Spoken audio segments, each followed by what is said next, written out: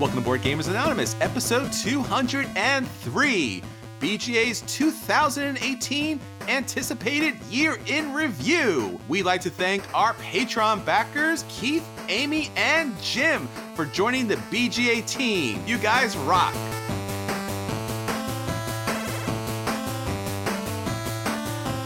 You're listening to a proud member of the Dice Tower Network, dedicated to bringing podcasters together for the greater good of gaming. It's sort of like Voltron, but with better lip syncing. Find out more at Dicetowernetwork.com.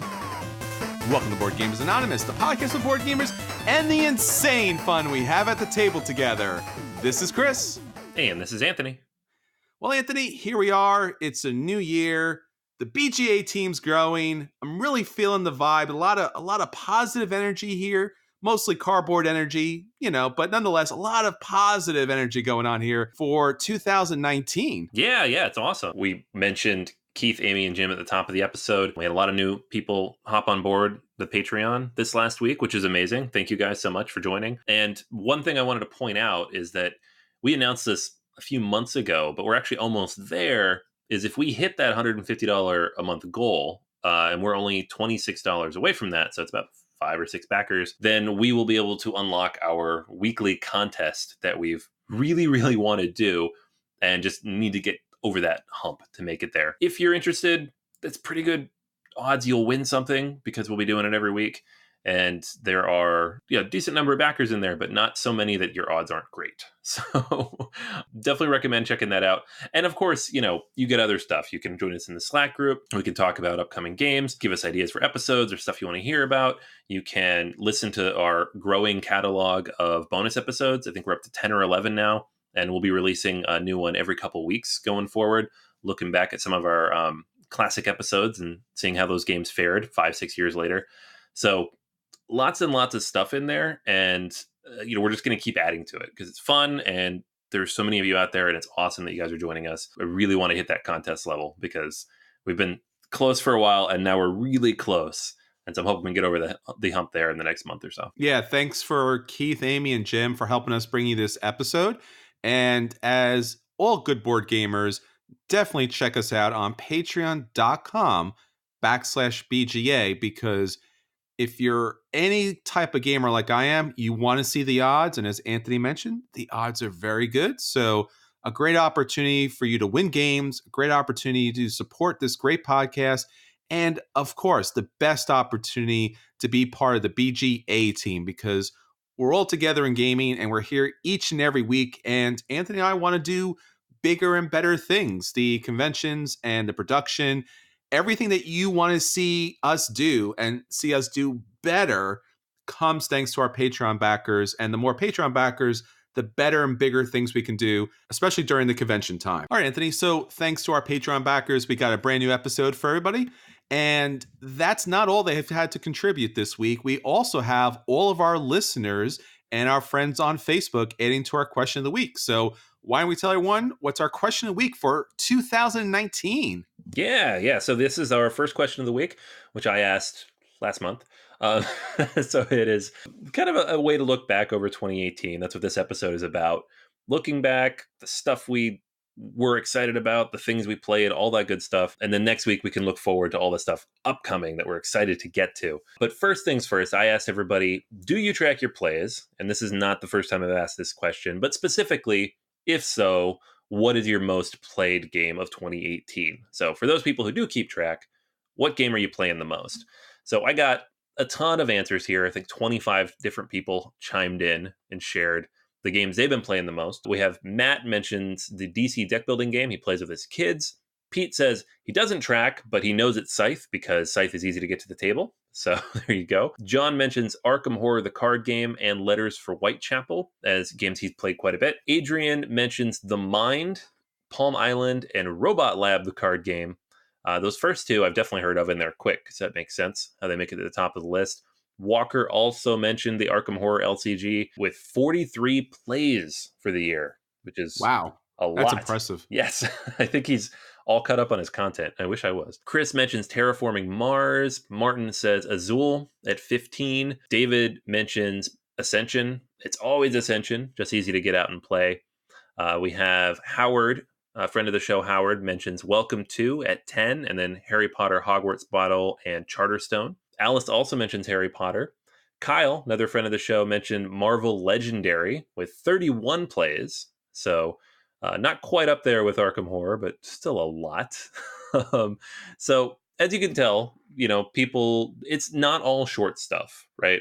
So some people's most played game is going to be something really quick and simple, like The Mind or Zool. Some people's it's a big, long game. For me personally, I have two right at the top there. One, the first one is at 33 plays is Ganz schön clever, which is a roll and write game that you can play in about 15, 20 minutes. There's also an app, but most of those app plays are not included because I did not log the vast majority of them. Maybe some of them were.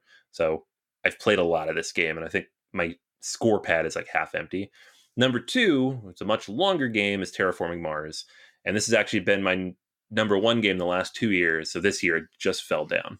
And that was 20 plays of that. So I think next year maybe we'll see. We'll see if Underwater Cities can knock it off when it finally shows up. Yeah, I think it will. I guess for me, the short side, it would be Azul just because it's so quick. And since it's an abstract, most people know how to play it just by looking at it.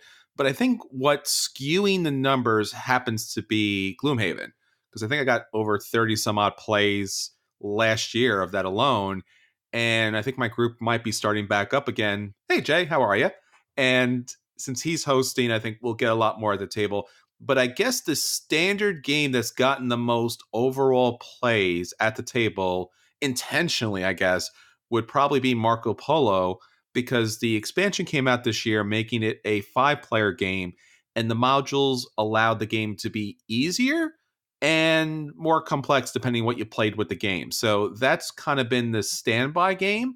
So yeah, I would probably say Marco Polo has probably been the most intentional game that we've tried to play without getting locked into some kind of like endless scenario situation where you never get to escape because it's like some Twilight Zone episode where you finally have all the time in the world and somehow Gloomhaven has sucked it all up. So beware the legacy games, my friend. Beware the legacy games because they just never end.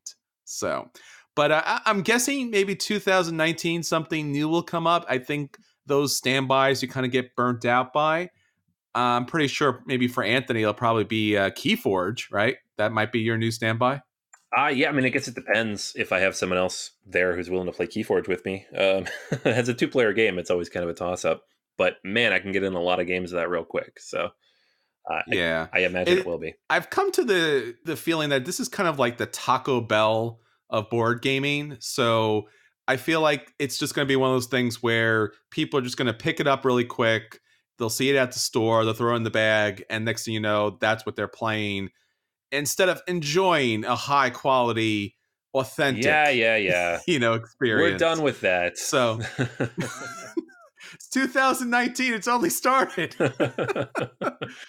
So keep your chimichangas from Taco Bell to yourself. I appreciate, and I know that they're only 99 cents, or in this case, $9.99. But, bring good games to the table so that for 2019, when we get to the end of the year, it won't be low quality burrito of a game. It is a perfectly good game, and I look forward to the tournament I'm playing in this Saturday. So I will just leave it at that. Before we talk about 2019, let's talk about 2018. Last year at this time, and you can jump back to that episode, number 152, we talked about our most anticipated games for 2018.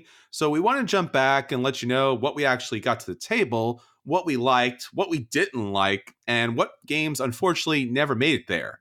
So, Anthony, we got a pretty long list here, but I think there's some really interesting games that did or didn't show up at the table. And probably everyone listening at home is wondering how we felt about those, because I know I'm really wondering what you feel about those because, you went all Taco Bell on games. So let's get started here. Let's start with probably the biggest anticipated game for 2018, Rising Sun. Rising Sun. I was very, very much anticipating this. I backed it. I was excited for it to show up. I haven't played it yet. So Wah, wah, Wah, wah. wah, Is there wah. a wah, wah button in here? So we had the episode where we, our games of the year of last year, and Rising Sun was one of yours. And I talked about how I had still have not played the Yes. game despite it sitting here and me running through it multiple times. And I got a message on Facebook like the next day from Kyle, one of our listeners and Patreon backers, who's like, "Next time we're playing Rising Sun, just let me know when you're making it down to the store. I'll bring the game." I was like, I appreciate that. I appreciate that because this has been a really tough one to get to the table for me for I don't know why. I need a bell, and I need to just walk around following you around Yeah. town going, shame, shame, until you actually get the game to the table. But I don't know, man. I actually got the game to the table, and a number of my friends also picked this Kickstarter up.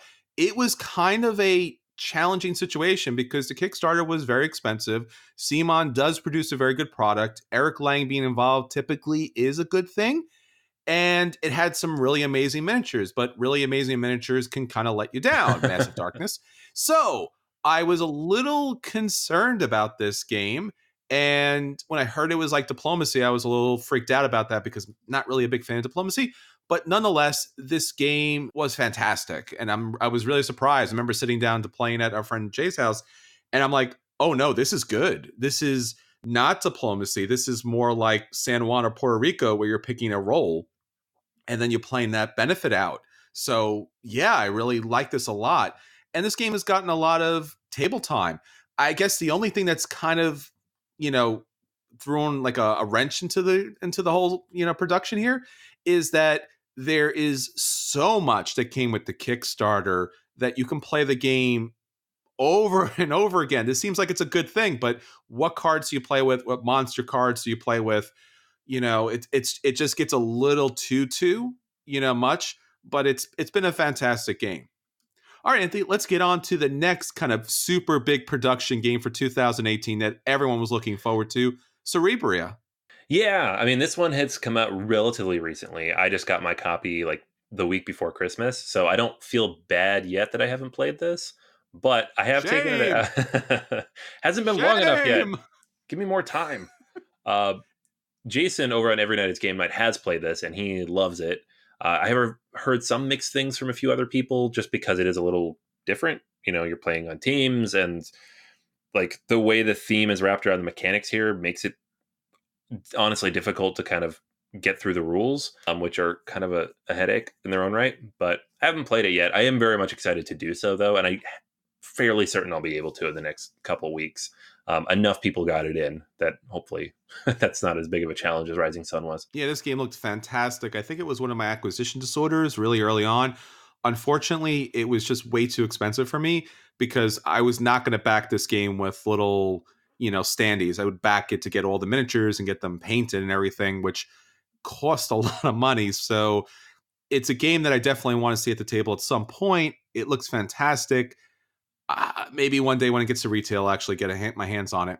All right, Anthony, let's talk about another game that you and I talked about a lot because we like the earlier iterations of this game. This is Edge of Darkness. Yeah, this is I guess, the full blown version of whatever Mystic Vale ended up being, which is kind of a proof Yes. of concept Uh-huh. from John D. Clare, who's now released a whole bunch of games with AEG. And so this one is a big, sprawling, epic thing of a game that neither one of us has played, but I'm very excited about. To my knowledge, it's not out yet. They ran a Kickstarter about a year ago. Might be shipping soon. It's not entirely clear when this is going to hit, but it is a big production, so I'm not surprised it's not done yet. I saw this at Gen Con. I love this at Gen Con. I have Mystic Vale. I was disappointed that this game just didn't come out at first. I appreciate AEG is a fantastic company and they know their business, but I think we could have handled this game a little bit earlier. So, really, what's crushing me here is the fact that this game is not out yet. This, unfortunately, once again, was another super expensive Kickstarter, kind of like Thunderstone Quest. So, yeah, it felt like you had to pick one or the other. I really want to get Edge of Darkness to the table. Hopefully, it won't be too long. But another game that had, I wouldn't say production problems, but scarcity issues because it hit the ground big time for 2018, Anthony. It's a game you love. It's a game I've only got to play once. Of course, it's got to be Root. Root, yeah, Root's amazing. This was a Kickstarter too, back in the late the previous year, 2017. And it reached the shores here around Gen Con. I got my copy. I've had a chance to play it several times. It was my number 2 game of 2018 overall. And this thing has been huge. It's sold out at Gen Con. It's sold out at PAX. It sold out every con it's been at, and it's actually sold out period everywhere until the next shipment comes in, which I believe is like this month or next month. Just such a runaway success, and for good reason. I mean, the thing is, everything you thought you liked about Vast without the horribly overhead, amount of rules that you have to learn and somehow teach, and somehow taking everything that's great about a war game but making it simple and accessible. It's such a cool experience, and thankfully, of all the anticipated games, this is probably one of the ones that actually hit the hardest for me, even higher than what I expected. I was like, oh, this looks cool, and I ended up loving it. Yeah, this was one, as you mentioned, I have not been able to get a chance to get my hands on because it's been sold out at both conventions. And that was kind of where I thought I'd be able to pick it up. So hopefully at the next convention or hopefully online, I'll be able to pick this game up. All right, so let's talk about a game that's all right. Well, talking about big productions, Anthony, probably one of the biggest ones and one that we knew about for a couple of years now. I remember posting pictures of it from a Gen Con, I think 2 years ago. This is Thunderstone Quest. Yeah, this is like the third edition of this game, fourth edition. I'm not really Mm-hmm. sure what they're up to, but it's a big old box full of cards, right? I don't know. It's one of those like ultimate type of deck builders that you don't see around very Yeah. much because generally out of print, but this new edition is finally out. It's kind of expensive, but there's a lot of content to it. So I haven't played it yet. I'm still looking forward to, but I know you have a copy, so hopefully you get a chance to play soon. Yeah, I have the base version of this, the base retail version. The Kickstarter version came with an immense number of cards and ways to play the game. It's definitely a lifestyle game just because of the amount of content that comes with it. So I'm looking forward to getting this to the table. And let's say maybe the next couple of weeks, I'll be able to have a review up for this. All right, let's talk about another game that has a reprint, another new version of it. Let's talk about CO2. Yes, this is a game that I completely missed out on the first time through because I didn't know who Vital Lacerda was because I had not yet What? played all of his amazing games. 5 years ago, I did not Shame. know Vital Lacerda. Hey, Shame. I now own, I'm almost certain, more of his games than you do. So I'm just saying. I tracked down a copy of Kanban. I've got the Gallerist. I've got Vinos. And I have this one on the way. I did back this. It hasn't arrived yet. It is the most recent update was from exactly 1 month ago, December 10th, and it was on a boat. So should show up here in the next 2-4 weeks, hopefully. Looking forward to it. No, this looks fantastic. Hopefully, this game is as great as the great Vitala Sutta. You may have more of his games, but me and him are besties. Just saying. It's a thing. All right, so next up is another massive game that was about to hit the table everywhere, but it really wasn't what it claimed to be, at least in the title. This is Founders of Gloomhaven. Yeah, this one. So Root made my best of the year list. Founders of Gloomhaven. If you are a Patreon backer, you heard our Razzies episode. This was on there as my most disappointing Kickstarter because as much as I wanted to like it, as much as I was hoping, not necessarily for another Gloomhaven, because I knew this was not that, which is still unfortunate because it's not really a good name to give to a game that's so different mechanically. But Mhm. the game itself it didn't really click for me. The rules were so hard to get through, and I just could not get to the table at all. It is now in a box in the closet because I don't know when I'm ever going to get this played. Do I get to shame Isaac Childress? Sure, since we're in the shame mode, go for it. It's turning out to be a very odd episode here. All right, well, shame on you there. Yeah, you bought that bell, man. You got to use it. It's not. I know, I gotta get the most out of it. 2019 Bell, man. We're not burning games anymore. We're shaming games from now on. We've updated our scale, guys. Two more Patreon backers, and then I get a second bell. Oh man. Another game with a big name and another big Kickstarter and a reprint of sorts. This, of course, is Brass, Birmingham, and Lancashire. Yeah, yeah. This is another one of those ones where I didn't back it originally because I'd never played Brass. It was such an ugly game, and I think when this Kickstarter was originally up, I was in one of those short periods of austerity where I'm like, no more Kickstarters. That thing that happens for 2 or 3 weeks every year. And so I missed this, and then just went ahead and picked them up anyways at Gen Con. and I'm so glad I did because such a good game and such a beautiful production. Birmingham, especially, that jumped up to my top of the year list for sure. Same here. Birmingham jumped on my top 100 list as well. Love the game. The original version, which I played, was really, really bad. I mean, we've talked about some bad productions here, but this is probably the worst of all productions. And the game was just flat. The new version is better. The clay coins are amazing. So everything's better about the game, especially the new Birmingham edition, which just really opens up the gameplay. So big fan of it. Next up, Anthony, Rise of Tribes. Yeah, this is a fun one. It was up on Kickstarter a while back. I missed it, but did get a chance to pick it up over the summer at the cons, and it's a lot of fun. I mean, it's simple. It takes like 30, 40 minutes, and it's a very basic approach to 4X area control, but it works really well and is borderline gateway-ish. I've taught it to new gamers a couple times without a lot of problems. So even the take that stuff is pretty tame in general. So it's definitely a solid game. I was surprised, but glad this one hit the table so much. Yeah, Breaking Games is really not known for these types of games, so I'm really glad that they're starting to enter a heavier bracket. Haven't seen this at the table, don't have a copy myself, but I'm hoping to play this pretty soon. All right, next up is my big game for 2018, especially because of the expansion, Scythe: Rise of Fenris. Yeah, I mean, I still have not gotten a chance to get through this campaign, so I will leave this one to you, but it looks really good. Man, you're going to get so many bells after this. So many bells. Yeah, bells. Rise of Fenris is the best expansion for Scythe, I think, so far. And from what I've been told, it's the last expansion for Scythe, with the exception of some cosmetic upgrades, some metal miniatures and such. It really does bring the game up an extra step. So if you liked Scythe, but maybe not loved it, this is really going to convince you how great this game was always meant to be. So I really highly recommend, and I will never play without Rise of Fenris when I play Scythe.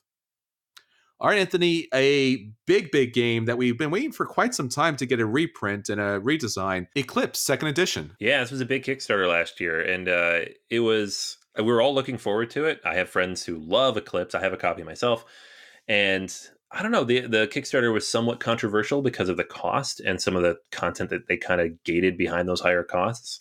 So a lot of people kind of backed out of this one. I'm still excited to see what it looks like in the end, but I also didn't back it because it was in the end it was like Twilight Imperium prices, and the upgrades, while great, weren't quite to that level, I don't feel. But again, haven't played it yet, so I guess we'll see when it finally hits. I think same thing here. It was really, really unfortunate for Eclipse that it came out after Twilight Imperium 4. It kind of took all its thunder, and then it was kind of like, well, which way should I go now? Because the Kickstarter was so expensive, and really, you can probably only own one of these just because, first, the cost, but more importantly, because of the time commitment of getting these to the table.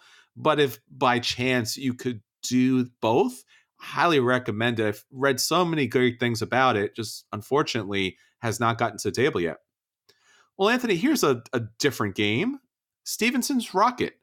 Yeah, this was a Kickstarter I backed back in 2017, and I was pretty excited about getting it to the table. It's a Reiner Knizia game. It is Ian O'Toole artwork. It's from Grail Games, who's been doing a lot of Knizia stuff and bringing back older games.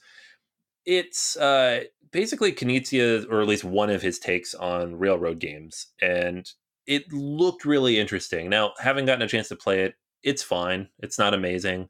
I feel like I've had kind of a similar reaction to this that I've had to most of Knizia's re-releases and new games of late. It was like, it's fine, it needs more, but it does look very pretty, compared to some of his older games. Unfortunately, just didn't quite live up to the hype for me. Same here. There was a lot of hype about this game, and it's just an average, ordinary, game. So disappointed especially because of the price was so high. All right, talking about high price tags, especially when it comes to Kickstarter, Feudum, Anthony. Feudum. Well, why don't you just talk about it? Because maybe I just want it to be your turn. Well, Feudum is fantastic. It has scared probably more gamers away from the table than I've actually gotten to the table, because it has this kind of quasi fantasy kind of look. It's not a fantasy game. It is a pure economic Euro game, period. It just looks fantastical. And the card play is not hard. There's a little bit of programming as far as what cards you choose, but it scared people away because of the rules. It's not a hard game. It does take a large amount of time to play, but it's really a fantastic game, and it was my top game for 2018. Yeah, and I haven't played it, so there you go. I think this is the last game on this list, though, where I can get bells. So I'm just saying. There are a few like high profile games that I have not played, but this is I think the last one we're going to talk about today. So, Shame. it's worse All right, because I let's talk own them all. Like I own all these games I haven't played. I just don't get them to the table. All right, everybody at home, you're listening to this episode all together now. Ready? Shame. It's I not love like it. not like I don't have like games on my shelf that I bought like two Yeah, right. years ago and still haven't gotten played. Not like I have a whole Kalex full of games that I have not played. Nah, that's not a thing. I haven't done that at all. Ugh. Keep ringing the bell. No one will ever look at your shelves if you're ringing that That's bell. right. Keep focusing on Anthony. Pay no attention to the man behind the Kalex. Those games, they only look like they're in shrink wrap. They're not. They've all really been played. All right, so let's get on to a game that I know that you've played. This is Voyages of Marco Polo: Agents of Venice, the expansion. Yes, 100% played this. Picked this up as soon as I could possibly find it, and I love it because it's Marco Polo and it adds more stuff. Adds 2 modules, the ability to play with 5 players. You mentioned this earlier on the question of the day, and all of that is awesome. It actually makes the game a little less tight, which I think is important because some people don't like the game because of how tight it is. And this Sure. loosens it up just a little bit, not a lot for people who are afraid of that. Not a lot. Doesn't make it too much longer either, which is nice. Just a lot of really good content. And now when I bring it out, I kind of force people to play this, even if they don't want to. So And I know for me, and especially for you, when people say, "Hey, the expansion plays a fifth player now," yeah. that's that's that's kind of troublesome. So this fifth player here is welcome. It has a new additional board, so it really doesn't break the game anyway, and it's definitely a high recommendations. All right, so another game in the same vein, Lorenzo Il Magnifico: Houses of Renaissance. Yeah, I mean, same thing. These kind of came out around the same time, and I picked them both up, and I was just like, "All right, this is how we play these games now." Because it That's adds, right. it makes it. I don't know. Like in Lorenzo, it's the same kind of thing. It loosens it just like point 0.5, like just enough to not feel so tight at the higher player counts. Because Lorenzo with 4 players was really rough, right? Yes. So it's really kind of opened that up with the extra tower and the other options that you had in the game overall. And so now, yeah, again, this one's just mixed in, and this is how we play the game now. I agree. Both these games, essential expansions. And I will say, especially for Lorenzo, the beginning game where you bid upon which house you want is fantastic because you're not bidding with money, but you're bidding to give up resources that would come along with that house. So that's a really different kind of auction mechanic. And I really like that a lot. And I will never play the game without it. All right, so let's talk about a game that was also kind of big and controversial in a way. Lords of Hellas. Yeah, this one was a disappointment for me as well. I mean, it was up there with Founders of Gloomhaven for me in terms of like, oh, I spent a lot of money on this. It's just a fine dudes on a map game, but nowhere near worth the amount of money spent on it. The paint job I got on my pre-painted miniatures was meh. The the overall experience was fine. I just don't understand why it was just this big, massive, overproduced thing. So I've actually passed my copy along. I sold it, and when all the extra stuff comes in that second wave, I will also sell that. So if anybody out there needs that second wave stuff, hit me up. It's coming sometime this year. But yeah, this was a disappointment. I think what I forgot was that there are still games out there that are just Ameritrash games because so many Ameritrash games have really upgraded with like Eurogame elements that there are these really cool hybrid dudes on the map games, which are fantastic. And Lords of Hellas is one of those games where it's not bad, it's just okay. And most of the time, when you're trying to reach a winning objective, it just happens to happen at a particular point in a particular area. You're like, all right, I'm in that area. I might as well do that thing. So the planning kind of goes out the window and you just kind of get fortunate, or, other people kind of get unfortunate. That's pretty much the game in a nutshell. So I was really disappointed by this because those miniatures look fantastic. All right, so let's talk about a gateway game that had gotten a lot of attention initially, and its second edition slash spiritual successor came out and did something very different. This is Century Eastern Wonders. Yeah, so it's a second in the trilogy. This one's pick up and deliver, which is a different mechanic, but it uses kind of the same idea in that you have these different types of goods, and the things you're doing are represented on the tiles. You can actually mix these two games together, which is kind of a cool thing. I liked Century Spice Row, but I didn't love it. I generally just don't love those super simple gateway-ish games like Splendor and that and Orbis. They're fine. I'll play them, but I don't love them. Kind of play themselves eventually. Eastern Wonders, however, I do really like. I think this is a legit good pick up and deliver gateway game. If you're on the fence between which of these two to get, this one to me is a better game. Yeah, I was really intrigued by the fact that not only was it a good game on its own, but you could actually combine it with the original game and come up with a brand new type of game experience. So that was something that I've been waiting for from the board gaming industry for, I don't know, like a decade or so. So I was really happy to see this out. And it's a solid gateway game that people will really enjoy. And I think it's not gotten the attention it deserves. So if you haven't already, get a chance, definitely play Century Eastern Wonders. All right, let's talk about something a little outside the board game arena. Let's talk about apps here, Anthony. I know this is going to be one of your favorite ones of all time, Lord of the Rings, the LCG app. Yeah. This was I think it had just been announced recently when we did this last year. Ended up coming out at the end of August around Gen Con, and I actually pre-ordered all the special edition stuff because it came with like a physical edition of the special edition of the card game, plus like a replica ring and a playmat and all sorts of cool stuff. And I haven't really played this all that much because the game, while fun, it's not it's not the same as the boxed LCG because it's not the same level of deck building. The mechanics don't really work. They tried to make it a little bit more like Hearthstone and all those other games that are now coming out that are like Hearthstone. And it's not bad. It's just for whatever reason has not captured my attention in the same way. It takes a little long to play them. They're like strung together in these multiple sections. Honestly, I just felt a little overproduced. And the mechanics that are there are great that are pulled from the game, but then they sometimes throw other stuff in there. I don't know. I don't know what it is about it. It just really hasn't hooked me yet. I think, like you said, Hearthstone and so many of its other kind of copies have really kind of saturated the market. So when this game came out, they went that way, which is not a bad thing to do, but they might have been better off sticking to a more, I guess, familiar board game slash card game experience. Because, as you mentioned, if you want to play something like Hearthstone, then you're going to play Hearthstone, or you're already playing Hearthstone. So I liked it. I thought the production was very good, but as you mentioned, they were going with a Hearthstone model as far as the cards were concerned and everything else was concerned. So a little disappointing here. All right, let's talk about one of the big board game designers here. Let's talk about Reichholt. Yeah, this is the new Uwe Rosenberg game. Came out at Essen, and they had some copies at PAX, and I have not yet played it, but everything I've heard about it and from what I've seen and watching the rules, it is very, very light, very, very simple for Rosenberg. So not really up my alley, although I did like Newsfjord as a lighter game. So I do plan to play it still, but I've not yet gotten a chance to and just haven't been in a rush to do so.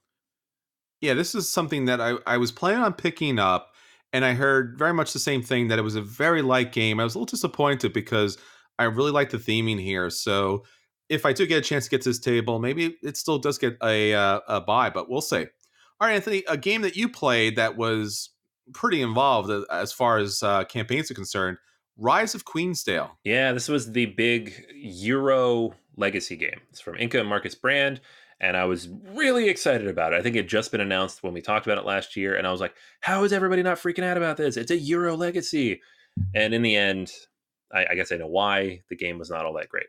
Um, it's it was fine. I didn't dislike it, but again, like any legacy game, if I don't love it, it's hard to recommend it because it's a big investment of time and money. And it starts way too early. I've mentioned this a couple times before. Same problem I have with Charterstone. It just starts so early. Those first few games are just boring. And it takes such a long time to get to the good stuff that people start to drift away and don't want to play anymore. And that's a problem with a legacy game. So it's not bad. It's a decent game. If you have a group that you know is going to stick around for it, go for it. But it's not everything I'd hoped it would be. It's not like Legends of Andor level of Eurofication of this mechanic. It just didn't work for me. Yeah, I kind of got burnt by Charterstone, so this was something that I was going to kind of avoid unless I heard a real high rating for it. All right, I think let's talk about something completely different. Let's talk about some miniature games here. Star Wars Legion. Yeah, I was all in on this on day one, and I think I stopped after day one. Like day two, I was like, I'm out. Um, But it was so I have, really, really interesting for those 2 days. yeah, it was super interesting. I mean, it's Star Wars, it's miniatures. Anything Star Wars, I'm going to buy, and then I'll decide after that if I'm going to play it, which is not a good way to do things. Don't do that. But that's what I do, and it's fine. Like mechanically, it's good. It's very simple. It's very straightforward in terms of miniature rules. Very familiar to people who've been playing miniature games for a long time. But like all miniature games, it's hard to find people to play with. It's hard to make sure stuff painted well enough that you can get it to the table. The rules can be a little fiddly. You need a big enough space. You kind of want to build all the terrain and everything to go with it, but you don't have time. So it just doesn't really hit the table. Played it a couple times, thought it was fun, but the amount of investment required to actually play this game legit makes it something that is not going to hit the table, which I could have guessed at a year and a half ago, but of course I just didn't even let myself think that because it's Star Wars. AEG recently sent out a survey asking about gamer preferences because they're going to put out sleeves for their Smash Up games. And they were asking, where did you buy your games? Where do you play your games? And neither of those is a local friendly game store. Not that I'm opposed to local friendly game stores. I actually, in fact, love your FLGS. But they're few and far between, and the ones that are playing miniature games, they're not playing these. So while I'm a huge Star Wars fan and would pick this up at a second, I think this might be another fail as far as miniature board gaming is concerned. And unfortunately, might see this, or fortunately, might see this in the bargain bin at some point. All right, Anthony. So let's talk about something that obviously hasn't gotten a lot of attention here, but has some love out there. Star Trek Frontiers. I guess the expansion here, Return of Khan. Yeah, Star Trek Frontiers was a Star Trek reskin of Mage Knight. It was good. I liked it. It was a little bit easier than Mage Knight, which is good. Thematically, it was great implementation of the theme, but it was missing a few things. It didn't have a way to ramp up the difficulty. It was missing a few. It's such a tight game, and then just in the re-implementation didn't quite work 100%. Return of Khan added a bunch of cool stuff. So this was an expansion I was excited about because I wanted to see all these new things hit the table. They did. The game is a little bit more flexible now. It has more stuff you can do from a solo perspective. It's more open. Definitely makes the game better. Now, should you run out and get both of these? I mean, it's long. You can really only play with one or two people, even though it says 1 to 4, and it is Star Trek through and through. So if all those things sound great, yes, go get it. But if not, it's a very niche title for sure. Yeah, this is one of those types of games that if I did see it on discount, I might consider it because I'm a big Star Trek fan. And I've never been able to get Mage Knight to the table, so this might be something that eventually someday I'd get some solo play in. All right, Anthony, let's talk some kitty stuff here. How about some stuffed fables? Yeah, I picked this one up for the kids. I was excited about it. Obviously, it was on our list, but I picked it up for the kids as the new Jerry Hawthorne game, and it is amazing. It straight up replaced Mice and Mystics, and I love Mice and Mystics, but this is just mechanics are better, the story is more interesting, the kids are 100% involved. It's just such a fantastic game. I'm excited for more content, so hopefully there's more coming soon. Yeah, this looks really a lot of fun. And I know that they implemented some of the mechanics in other games for the company. So hopefully this gets something that might hit my table at some point. All right, Anthony, one more time. Let's talk about some kid stuff. How about Spy Club? Yeah, Spy Club. This is a great little family friendly kind of deduction logic puzzle almost. It's not really you're not really a detective so much. It's more like collecting sets and fighting against the game. It's cooperative. But the theme here is fantastic. The artwork's amazing. It's kids trying to solve mysteries around their neighborhood. So think like Hardy Boys type of stuff. Really, really fun and just such a cool, different theme. It doesn't really hit for everybody, but it really hit well for me. So I was just excited to get the final retail copy, which is now out. and I do manage to get this out fairly regularly with my game group. All right, so we're done with the kid stuff. Let's talk about a game that just completely fell off the radar for me, Renegade. Yeah, this is I mean, it plays, I think, up to 4 players, but it's designed by Ricky Royal, who's big in the solo gaming sphere. So that's why I was excited about this. I haven't really played it a ton, but what I have played, I really enjoyed. And it's very thematic. It's just cooperative, kind of unique spin on deck building. So it's hard to find, I think, right now. It's a victory point game, and I don't know how many they printed, but if you like solo games, if you like clever, kind of difficult co-ops, it's definitely worth checking out. All right, well, another game that completely fell off the radar, this time because of production delays, Brazil. Yeah, this was supposed to come out, I think 2 years ago, like 2017 at Essen. Then it didn't, and then they said they were going to do a Kickstarter, which they didn't. And now it's just kind of nothing is being said about it. So who knows when this is coming? It's from What's Your Game, and historically they release really good games. So I am excited for this if it exists. I guess I don't know if it's vaporware or not, but it's out there. All right, Anthony, let's talk about another game that got a second iteration, Manhattan Project, 2 minutes to midnight. Yeah, I haven't played this, so honestly, this wasn't even on my radar. But I'm not a huge Manhattan Project guy. I like Energy Empire, but that's not really even the same thing. I just threw the theme on there. So I know Sure. this is a game in a series that you have played and have more experience with. Yeah, I reviewed this a couple of months ago. I did enjoy it. It's, for me, better than Manhattan Project because there's a lot more player interaction. Typically in the regular game, if you want to bomb somebody, you can do that, but they're probably going to have some fighters, so you're really not going to do that. You could spy, but you're probably not going to do that either. So it's basically a race game. Manhattan Project 2, Minutes to Midnight, it really is all about the kind of build up that kind of was emblematic of the Cold War. So you're not attacking anybody, but you're making people really, really uncomfortable. It's a good game. It's a little long for what it is. If you want to play a game about, nuclear buildups, probably the best game possible. But if you want to play the best Manhattan Project game that isn't a Manhattan Project game, Energy Empire is that game. All right, so let's talk about something on the Euro side here. How about News Forward? Newsfjord was a game that I actually played back at PAX before 2018, and so I knew I liked it already, and so I put it on Whoa. my list. Yeah, I know I cheated. It was anticipated because I wanted to buy it, but it was in the first play section, so we couldn't buy it. And next week we'll have several games similar to that we played 2 months ago and are now waiting for them to print. But yeah, it's a nice, quick, very straightforward Uwe Rosenberg game. Only has 2 resources, takes about an hour. It's not too light, but it's light enough that you can put it in front of most players and not have them be overwhelmed like most of his games. So I really like that for what it does. Yeah, I felt the game was a little too light. It wasn't a bad game, of course, but there's so many Uwe Rosenberg games out there that this is one of those games that's probably going to get left behind just because you can do these things better in other games. All right, Anthony. So let's talk about another game out here on the Euro area. Gents, this recently got a reprint and an update on a Kickstarter as well. Yeah, this one was a Spielworks game, which means they only print 1,000. But it was by Stefan Riesthaus, who did Arkwright, which is a fantastic big box, super heavy game. This is nowhere near as heavy, but it looked really interesting in terms of like civilization and like the way the artwork looked. Tasty Minstrel picked it up. They did a Kickstarter last year, did their big old deluxeification, and from what I can see, it is shipping and available pretty soon. Like as you're listening to this, it should be available soon, Mm-hmm. and we'll see that fancy edition at future cons.